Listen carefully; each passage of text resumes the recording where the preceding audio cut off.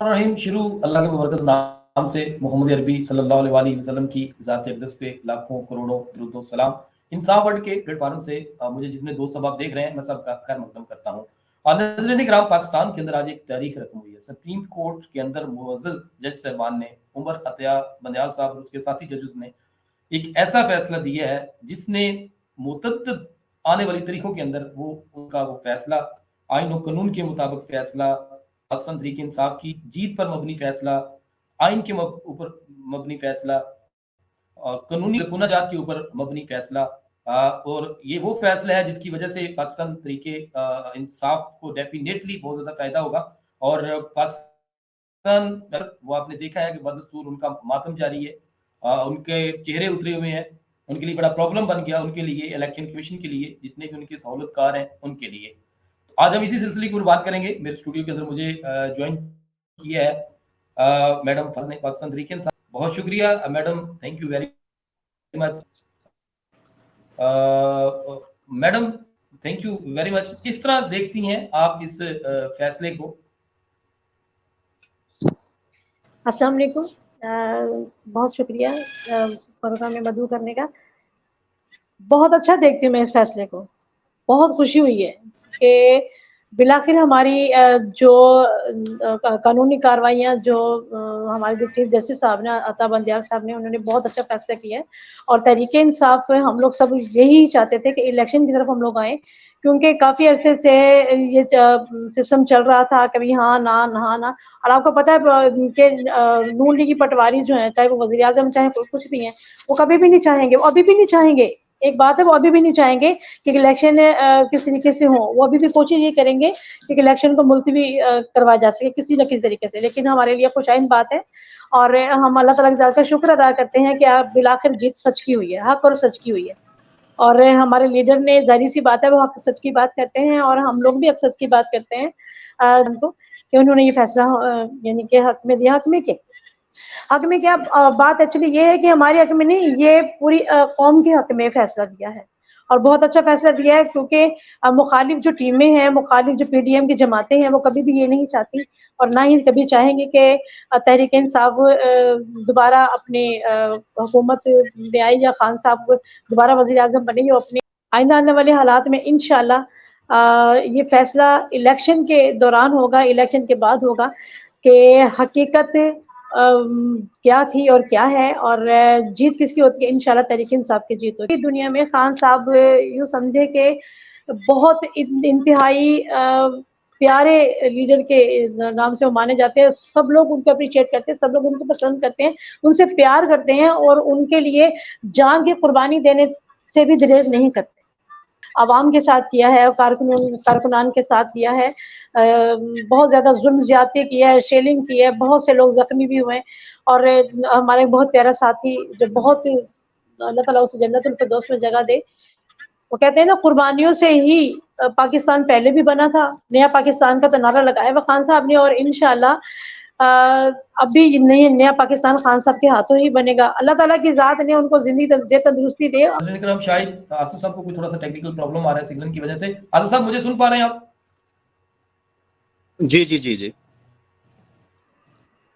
سب سے پہلے میں آپ سے کویشچن تو بعد میں کروں گا، لیکن یہ آپ کے ساتھ جو تقریباً 1.25 مہینے سے بلکہ 1.5 مہینے سے یہ جو آپ کی طرف سے یہ جو سلوک کیا جا رہا ہے، کبھی آپ کے گھر میں پولیس چھاپہ مارتی ہے، کبھی آپ کی فیملی کو پریشان کیا جاتا ہے، کبھی آپ کے کسی بیٹے کو اٹھا لیا جاتا ہے، اس کے بارے میں ذرا تھوڑا سا ہمیں بریف کریں، کیا مسئلہ ہے؟ آپ کو آپ سے زیادہ پرابلم ہے یا کوئی زیادہ خائف ہے یہ لوگ؟ اچھا جی، سب سے پہلے شاہ خانزادہ صاحب آپ کا شکریہ آپ پروگرام میں مدعو کرنے کے لیے، اور اس کے بعد آج کا جو آنریبل سپریم کورٹ کا جو فیصلہ ہے، جو کہ الیکشن کمیشن آف پاکستان کا جو فیصلہ تھا اس کو کالعدم قرار دینے پر میں مبارکباد جو ہے وہ پیش کرتا ہوں چیئرمین پاکستان تحریک انصاف عمران خان صاحب کو، اور میں شکریہ ادا کرتا ہوں اپنی honourable supreme court of Pakistan کا، خاص طور پر چیف جسٹس آف پاکستان کا، کہ آج پھر پاکستان میں جو ہے وہ آئین کی بالادستی ہوئی ہے، اور آج کے دن جو نظریہ ضرورت ہے اس کو پھر دفن کر دیا گیا ہے۔ اور میں یہ سمجھتا ہوں کہ جو سپریم کورٹ کا فیصلہ ہے وہ کسی شخص کی ذات کے لیے یہ فیصلہ نہیں ہے. میں یہ پوچھنا چاہوں گا کہ کیا یہ جو پاکستانی عوام ہے یہ بات یہی پاکستانی عوام کے کٹہرے میں لے کے چلی جائے؟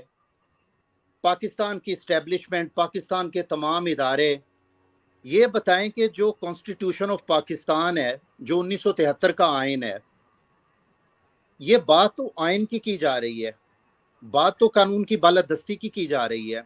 اور میں یہ بھی پوچھنا چاہوں گا کہ آج عمران خان صاحب کی جگہ کے اوپر یہ پی ڈی ایم ہوتی، ان کا کیا موقف ہوتا؟ اور مجھے یہ چیزیں یقین اپنے قائد عمران خان کے اوپر، وہ ہرگز کبھی ایسا وہ کرنا تو دور کی بات ہے، وہ ایسا سوچ بھی نہیں سکتے کہ جس سے آئین کی جو ہے وہ روح گردانی ہو، آئین کی خلاف ورزی ہو. لہٰذا میں یہ سمجھتا ہوں کہ آج کا جو دن ہے، یہ جو بے یقینی کی صورتحال اس وقت پاکستان میں پھیلی ہوئی ہے، سپریم کورٹ نے بالکل جو ہے جو آئین کا تقاضا تھا اسی کے مطابق جو ہے وہ آج کا یہ فیصلہ کیا ہے. اور جہاں تک آپ کا خانزادہ صاحب آپ نے سوال کیا تھا گرفتاریوں کے حوالے سے، اور اس وقت جو پاکستان تحریک انصاف کے جو قائدین ہیں اور پاکستان تحریک انصاف کے جو کارکنان ہیں، ان کے اوپر جو یہ ریاستی دہشت گردی کی جا رہی ہے اور پی ٹی آئی کے کارکنان کو اور ان کی فیملیز کو جو ہے وہ ناجائز ہراساں کیا جا رہا ہے، ناجائز مقدمات درج کیے جا رہے ہیں، اور نہ صرف مقدمات بلکہ دہشت گردی کی دفعات لگا کر پاکستان تحریک انصاف کے کارکنوں کو اور قائدین کو جو ہے جھوٹے مقدمات میں ملوث کر کے ان کو جیلوں میں اذیتیں اور صوبتیں جو ہیں وہ دی جا رہی ہیں. تو اسی سلسلے کی ایک کڑی میں یہاں لاہور سے جو لسٹ تھی پی ٹی آئی کے جو لیڈران اور کارکنان کی گرفتاری کی، اس میں میرا نام بھی شامل تھا. اب ہوا یہ ہے کہ میں گھر پر موجود نہیں، اور پولیس نے میرے بیٹے کو گھر سے گرفتار کیا. میری مسز جو ہیں گھر پہ وہ بہت پریشان ہوئی کہ بچہ کہیں کوئی ایسا کیا، کس وجہ سے پولیس اریسٹ کر رہی ہے. ایون میری وائف نے بھی پولیس سے یہ ریکویسٹ کیا کہ میرے بیٹے کو آپ کیوں گرفتار کر رہے ہیں. تو وہ آگے سے کہنے لگے کہ جی یہ آپ جو ہے نا اس کا پتہ جو ہے نا وہ ہمیں تو جو آرڈر ملا ہے ہم اس کی کمپلائنس کے لیے یہ آئے ہیں اور اس کو لے کے جا رہے ہیں. تو میری مسز نے پھر کہا کہ اگر آپ میرے ہسبینڈ کے وہ پی ٹی آئی کے معاملات میں آئے ہیں تو جس کا نام ہے آپ اس کو گرفتار کریں گے، تو معصوم بچہ جو ہے یہ تو اسکول کالج یونیورسٹی گوئنگ، آپ اس کو کیوں اوپر جو ہے. اس کے باوجود بھی جو ہے وہ میرے بیٹے کو ناجائز جو ہے وہ گرفتار کر کے لے گئے. اور نہ صرف میرا بیٹا، یہاں پہ لاہور میں خاص طور پر اور پورے پاکستان میں جو ہے ابھی تک جو ہے وہ گرفتاریاں جو ہیں وہ عمل میں لائی جا رہی ہیں. اور پھر کس طرح کا یہ سلوک کیا جا رہا ہے وہ باعث شرم ہے. میں بتا نہیں سکتا کہ جو کارکن ہیں ان کے اوپر اس قسم کے مقدمات اور ان کو ہریسمنٹ کی جا رہی ہے کہ ہم لوگ جو ہے عمران خان اور پی ٹی آئی سے پیچھے ہٹ جائیں. اور وہاں پر باقاعدہ انڈر ٹیکنگ لی جا رہی ہے. جن کو اریسٹ کرتے ہیں، گرفتار کرتے ہیں، ان سے کہتے ہیں آپ یہاں پر لکھ دیں کہ آپ کا پی ٹی آئی سے کوئی تعلق نہیں ہے. اور جو لوگ انکار کرتے ہیں ان کے اوپر تشدد کرتے ہیں اور جھوٹے مقدمات میں یہ جیلوں میں بھیج رہے ہیں. تو بات یہ کہ پاکستان تحریک انصاف کے جو کارکن ہیں یہ ہم آلریڈی پی ڈی ایم اور خاص طور پر پی ایم ایل این کی جو ہے یہ پچھلے 30 سال سے ہم ان کی یہ پولیٹیکلی وکٹمائزیشن اور یہ جو زیادتی ہیں، ناانصافی ہیں، یہ ہم لوگ برداشت کر رہے ہیں. یہ ہمارے لیے اچھا، میں یہاں پہ آصف صاحب آپ کی بات کو چیک کرنا چاہوں گا. مجھے سر آپ یہ بتائیں کہ یہ جو ساریاں اوور آل پاکستان تحریک انصاف کے کارکنان کی طرف ہو رہی ہیں، ان کے پیچھے میں کس بندے کا ہاتھ ہے؟ یہ کس کے کہنے پہ ہو رہی ہیں اور کیوں ہو رہی ہیں؟ کیا چاہتے ہیں؟ ذری بات ہے، میں تو اس چیز کے بالکل مخالف ہوں. بھائی کسی بھی پارٹی کا ورکر ہو اس کی گرفتاری نہیں ہونی چاہیے، وہ چاہے نون لیگ کا، پیپلز پارٹی کا ہو، پی ٹی آئی کا ہو، جے یو آئی کا ہو، اس کا بھی ہو. میں اس چیز کا قائل نہیں ہوں کہ بھائی جب آپ اقتدار کے اندر آئے تو جو نہیں کرتا ہے. دیکھیں اس آپ کے کس کو الزام کراتے ہیں کہ یہ سارا مقصد ان کا مقصد کیا ہے کسی بھی کارکن کو گرفتار کرنے کا؟ دیکھیں بات یہ ہے کہ یہ تو اگر ہم یہ کہہ دیں کہ یہ ہمیں پولیس آ کے اریسٹ کر رہی ہے، پولیس کی ہمارے ساتھ کوئی ذاتی نات تو کوئی نہیں ہے، پولیس کی ہمارے ساتھ کوئی ذاتی دشمنی تو کوئی نہیں ہے. اور یہ اوبیسلی یہ جو سب کچھ کروایا جا رہا ہے یہ تو میں آپ سمجھ لیں کہ جو اس وقت پی ڈی ایم کی یہ جو امپورٹڈ گورنمنٹ ہے یہ سب کچھ کرا رہی ہے، اور یہ امپورٹڈ گورنمنٹ کے احکامات کے اوپر جو نگران گورنمنٹ ہے اس وقت پنجاب میں وہ سارا ظلم اور زیادتی کروا رہے ہیں. تو ہم ڈائریکٹلی جو ہے نا ہم اگر یہ کہہ دیں کہ بھئی بغیر آرڈرز کے اور بغیر یہاں پر ہمیں پولیس گھروں میں آ کر گرفتار کر رہی ہے اور اریسٹ کر رہی ہے، وہ بغیر ان کے آرڈرز کے تو وہ نہیں یہ کر رہے. تو مرزے یہ اس تمام یہ جو حالات ہیں اس میں تو بنیادی طور پر جو ہے وہ ہم تو بالکل اس میں خاص طور پر پنجاب میں جو پی ایم ایل این کہ جو یہاں پر آپ میاں شہباز شریف ہیں، رانا ثناء اللہ ہیں، میں رانا ثناء اللہ کا نام آپ کو میں یہ کوٹ کر رہا ہوں. دیکھیں اس وقت یہ سارے معاملہ جو ہیں یہ پھر ثانیہ ماڈل ٹاؤن دہرانے کے لیے یہ سب کچھ کیا جا رہا ہے. ابھی جو ریسنٹلی زمان پارک عمران خان صاحب کی رہائش گاہ کے اوپر جو غنڈہ گردی کی گئی ہے، وہاں پر جو بالکل نہتے لوگ، وہاں پر جو پی ٹی آئی کے جو کارکن ہیں طریقے سے آرڈرز دیے جا رہے ہیں، اور وہ پی ٹی آئی کا ناحق جو کارکن وہ معصوم کارکن جو ہے وہ ذلے شاہ اس کو شہید کر دیا گیا ہے. تو یہ تو پلان جو ہے وہ پلان تو ان کا جا رہا تھا chairman P T I Imran Khan کی طرف کہ وہاں پر اس قسم کا یہ پروگرام وہاں پر یہ بنا دیا جائے کہ جس سے جو ہے وہ عمران خان صاحب کی ذات کو نقصان دیا جائے. تو بات یہ ہے کہ اب آپ کا یہ بڑا بہت اچھا یہ ایک کویسچن ہے، یہ ہو کیا رہا ہے، کروا کون رہا ہے. تو میں یہ پہلی مرتبہ جو ہے یہ پی ایم ایل این جو ہے یہ پہلی مرتبہ یہ نہیں کر رہی اپنے اوپوننٹ کے خلاف. یہ پہلے پیپلز پارٹی خلاف بھی یہی کرتے رہے ہیں. یہ دونوں جماعتیں جو ہیں ایک دوسرے کے خلاف ان کی جو نا یہ بہت زبردست ایکسرسائز انہوں نے کی ہوئی ہے، جیلوں میں ڈالنے کی، جھوٹے مقدمات درج کرنے کی، جو سیاسی کارکن ہیں ان کو ہراساں کرنے کی. تو میں یہ سمجھتا ہوں اب یہ سارے جو ہے یہ چور چکے لٹیرے جو ہیں یہ سب ایک طرف اکٹھے ہو گئے ہیں عمران خان اور پی ٹی آئی کے کارکنوں کے خلاف. تو اس کا کوئی نقصان ہے پاکستان تحریک انصاف کے کارکنوں کا، پاکستان تحریک انصاف کی لیڈرشپ کا، یا کسی عام شہری کا. تو میں یہ سمجھتا ہوں کہ اس کے لیے یہ جو پی ڈی ایم کی یہ جو امپورٹڈ گورنمنٹ ہے یہ اس کی جو ہے یہ ذمہ دار ہوگی.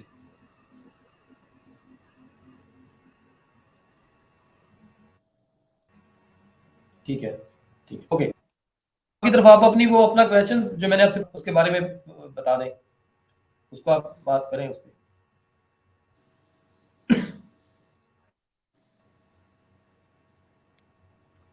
ہلو، میری آواز آ رہی ہے؟ جی جی آ رہی ہے. آواز آ رہی میڈم میری آپ کو؟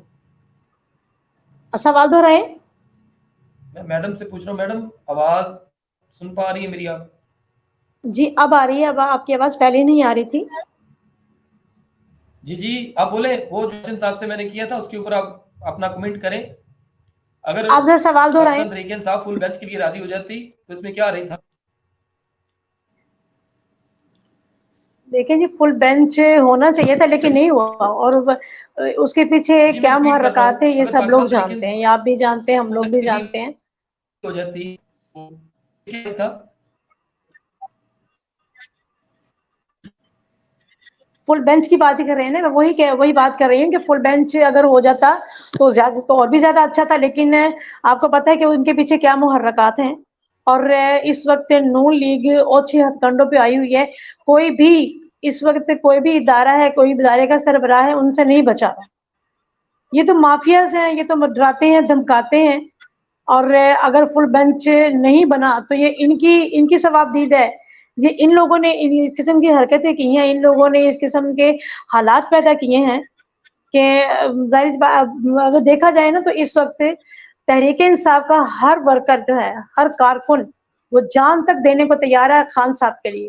کیونکہ خان صاحب کا ویژن بہت زبردست ویژن ہے جس پہ اس وقت پوری عوام جو ہے نا یکجا ہے.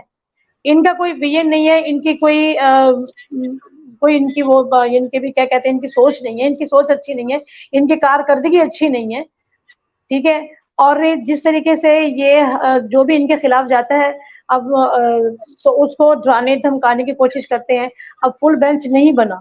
فل بینچ نہیں بننے کے باوجود بھی تحریک انصاف کی کامیابی ہوئی ہے. خان صاحب کو کامیابی ملی ہے. خان صاحب کی کامیابی ہماری کامیابی ہے. ہماری خان کا کامیابی خان صاحب کی کامیابی, یہ پاکستان کی کامیابی ہے.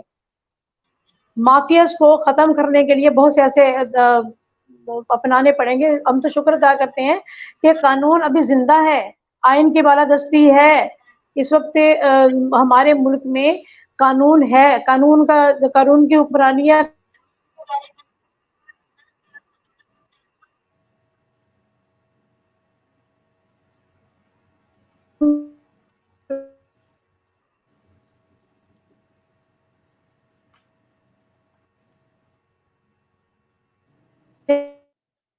ناظرین کرام, پاکستان کے اندر بے شمار جو ہے وہ بے پناہ پھر آگے بڑھیں گے. پرابلم وہی انٹرنیٹ کا آ رہا ہے. پروگرام کو سمرائز کرتے ہوئے آصف صاحب, میرا آپ سے آخری کویسچن ہے کہ اتنی بھی جس طرح وہ کہتے ہیں جو سپریم کورٹ کی ذمہ داری تھی وہ پوری ہو گئی, جو کہ کہتے ہیں کہ فل بینچ نہیں بن پایا اور نہیں بھی بن پایا, یہ ہماری کامیابی ہے. تحریک انصاف کی کامیابی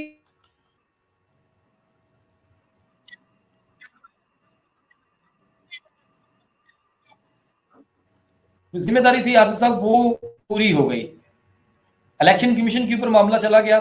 سپریم کورٹ کا جو پہلا ڈیسیجن تھا وہ یہی تھا کہ جناب علی اور اس کی سب سپریم کورٹ الیکشن کمیشن کی ثواب کہ آپ جناب والا, بلکہ جو فیڈرل گورنمنٹ تھی اور پروفیشنل گورنمنٹ تھی ان کو ہدایت کی تھی کہ جناب آپ الیکشن کے حوالے سے ان کے ساتھ کوآپریٹ کریں, اور اناؤنس کی الیکشن یہ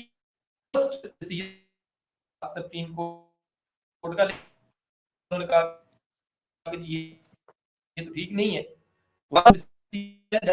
سپریم کورٹ نے دیا ہے کی جو ڈسکرپشن کو ڈکٹیشن دی گئی ہے, حکم کروائیں, اور باقی کی جو کیورڈ ہے ڈیفینیٹلی اس کو کہا گیا ہے کہ آپ اس ڈیٹ میں فنڈ وغیرہ دیں, نامزدگی وغیرہ کا کریں, اور جو کو آپ الیکشن کروائیں. تو کیا آپ کو یہ لگتا ہے کہ آپ دوبارہ پھر سے الیکشن کمیشن, شہباز شریف صاحب کا بھی بیان آپ نے سن لیا ہوگا, وہ کہتا ہے جی میں جو بھی کر سکا میں کروں گا اور میں نہیں مانوں گا اس بات کو. اس کے اوپر کوئی لاسٹ کمنٹ کر دیجیے, پھر جو کہ پروگرام نیٹ کی پرابلم ہے اس کی وجہ سے ہم اس کو پھر اختتام کرتے ہیں. جی شاہ خانزادہ صاحب, پہلے تو میں تھوڑی سی ساتھ بات ایک ایڈ کرنا چاہوں گا جو کہ آپ نے میڈم سے ایک بھی کویسچن کیا تھا فل بینچ کے حوالے سے. تو میں یہی کہنا چاہوں گا, سب سے پہلے تو بات یہ ہے کہ سب سے پہلے اس بات کا تعین کیا جائے کہ کیا اسمبلی ڈیزالو ہونے کے بعد 90 دن کے اندر آئین کے اندر یہ موجود ہے کہ الیکشن ہونے چاہیے یا نہیں. سب سے پہلی تو یہ بات ہے. اب بات جب اس چیز کا تعین ہو جائے کہ کانسٹیٹیوشن آف پاکستان میں 1973 میں یہ موجود ہے کہ جب اسمبلی ڈیزالو ہو جائیں گی تو اوبیسلی اس کے 90 ڈے کے اندر اندر جو ہے وہ الیکشن شیڈول آ جائے گا اور ہیں. اچھا, اب یہاں پہ یہ سوال یہ نہیں ہے کہ سنگل بینچ ہے, 3 رکنی بینچ ہے, یا یہ فل بینچ ہے. میں کہتا ہوں اس وقت پوری پاکستانی عوام جو ہے نا وہ فل بینچ کا کردار ادا کر رہی ہے اس وقت, اور اس کی صحیح ترجمانی جو ہے وہ چیف جسٹس آف پاکستان کر رہے ہیں اور honourable supreme court of Pakistan کر رہا ہے. یہ ایک عام سا کویسچن ہے, آپ کسی سے بھی پوچھ لیں. یہ دائیں بائیں یہ راستے صرف اسی لیے اختیار کر رہے ہیں کہ اس وقت پی ڈی ایم عوام میں اپنی مقبولیت کھو چکی ہے.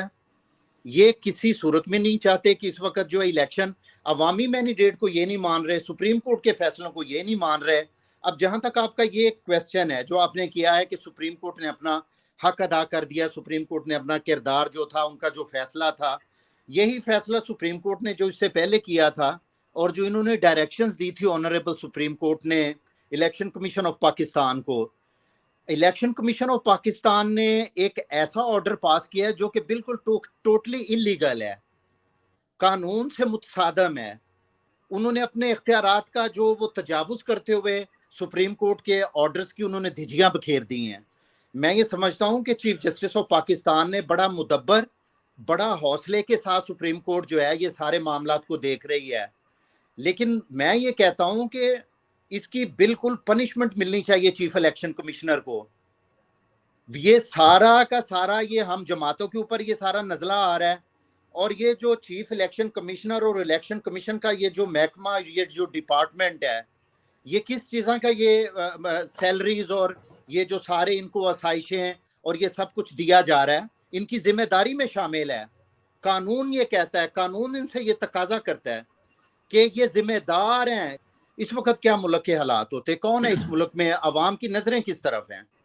عوام تو اس وقت دیکھ رہی ہے سپریم کورٹ کی طرف, اور کوئی ہمیں ہوپ ہی نہیں نظر آ رہی اس ملک میں.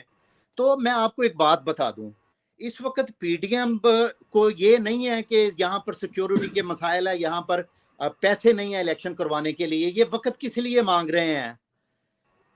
یہ وقت اس لیے مانگ رہے ہیں, یہ عمران خان کو ناحق قتل کرنا چاہتے ہیں. اس چیز کے لیے یہ وقت مانگ رہے ہیں. یہ وقت کس لیے مانگ رہے ہیں؟ یہ عمران خان کو توشہ خانہ اور جھوٹے مقدموں میں نااہل کروانا چاہتے ہیں. یہ وقت کس لیے مانگ رہے ہیں؟ پاکستان میں سب کچھ موجود ہے, لیکن یہ جو ڈاکوؤں اور چوروں کا یہ جو ٹولہ, مفاد پرستوں کا ٹولہ ہے, کس لیے وقت مانگ رہے ہیں؟ یہ عمران خان کی پارٹی کو تتر بتر کرنے کے لیے یہ وقت مانگ رہے ہیں. یہ -1 فارمولہ عمران خان کی پارٹی میں لے کے آنا چاہتے ہیں. لہٰذا میں آپ کو یہ بتا دوں, اس وقت عمران خان نے پاکستانی عوام کو جیسے میں میڈم صاحب کی طرف بڑھنا چاہوں گا کا, کیونکہ اوکے آپ کا کمنٹ آ گیا جی میڈم, آپ بڑھنا چاہوں گا. آپ لاسٹ میں کمنٹ, پروگرام کا بالکل قلیل ہے, تو اس کے کچھ آپ اگر کہنا چاہتی ہیں تو پلیز 1 منٹ ہے آپ کے پاس. سوال سمجھ میں نہیں آیا, دوبارہ ریپیٹ کیا, آواز نہیں آ رہی.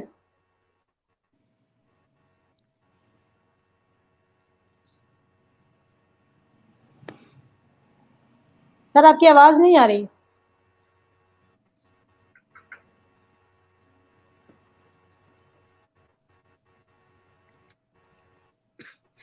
آپ کی آواز نہیں آ رہی. میری آواز اب آ رہی ہے آپ کو کہ ابھی نہیں آ رہی؟ جی اب آ رہی ہے, اب آ رہی ہے, اب آئیے آواز. جی حکم کرے. جی آصف صاحب آپ کو آ رہی ہے میری آواز؟ جی آ رہی ہے آواز, آ رہی ہے. اب آ رہی ہے آواز اب بھی نہیں آ رہی؟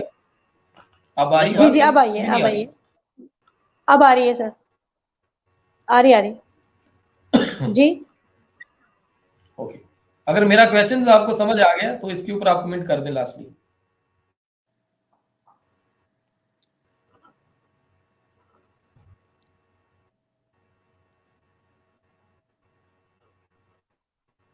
کہنا چاہوں گی کہ 90 دن اب ہم دیکھیں گے یہ کہ اس کے اوپر, اس سارے معاملے کے اوپر کیا ہوتا ہے.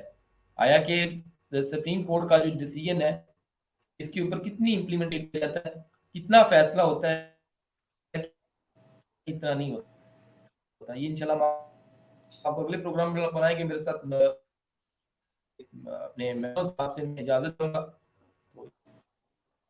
انشاءاللہ اپنا فیڈ بیک دینا نہ بھولیے گا. تو ہمیں یاد رکھیں پاکستان